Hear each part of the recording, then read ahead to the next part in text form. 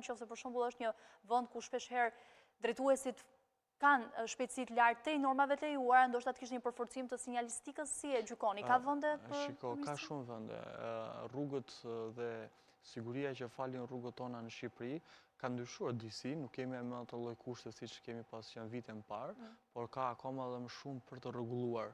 Pasi në shumë segmente rrugore kur komitetet administrore e din shumë mirë që drejtuesit e mjeteve kanë tendencën që të ecin shpejt në këtë segment rrugor, duhet bërë një plan studimi i mirëfillt në mënyrë të tillë që drejtuesit e mjeteve të kuptojnë se kemi një rrezik të madh që na vjen përballë ose kemi për të përshkruar.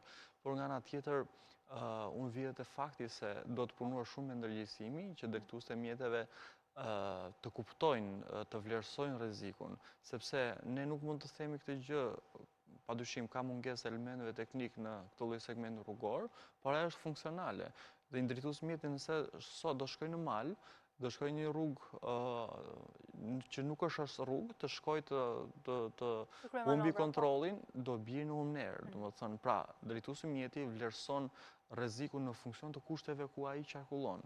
Dhe më shumë do ishte te ndërgjegjësimi, padyshim ka nevojë për përmirësime, ka nevojë për investime, qoftë për ndriçimin të natyrës së aksidenteve mjet me këmbësor, sepse drejtuesi i mjeteve gjatë orëve të natës e ka të vështirë për të konstatuar këmbësorët që ndërpresin rrugën në mënyrë të befasishme, për t'i parë ata në distancë më të largët. Dhe nëse drejtuesi i mjetit, dakord mund të jetë kuficient shpejtësia tabela 60 km/h, por ai me drita të shkurtra shikon 35 deri në 40 metër. Nuk ka mundësi ta shohë më para.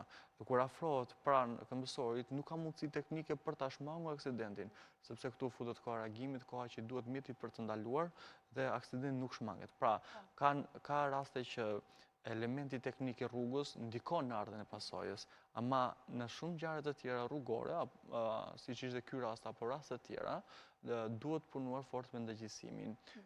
Drejtuesit e mjeteve shpeshherë aksidenti ose mesazhet sensibilizuese që japin mediat, ne si ekspert, policia rrugore u duket si telenovel, edhe nuk e kuptojnë. E kuptojnë atëherë kur ata përballen me një aksident, pra shkaktojnë trauma, qoftë nga ana psikologjike apo qoftë nga ana shëndetësore. Atëherë kuptojnë ç'pas ka qenë një aksident. Familjarët e tyre, Po padyshim. Kështu që unë gjej rastin të bëj thirrje të gjithë drejtuesve të mjeteve, aksidenti nuk është telenovel. I thrisni mendjes mirë, mos ecni me shpejtësi mbi normat e lejuara, të komandojnë euforin, mos të ecin të pavëmendshëm gjatë drejtimit të mjetit, që të jenë të sigurt për veten dhe për të gjithë përdorësit e tjerë të rrugës.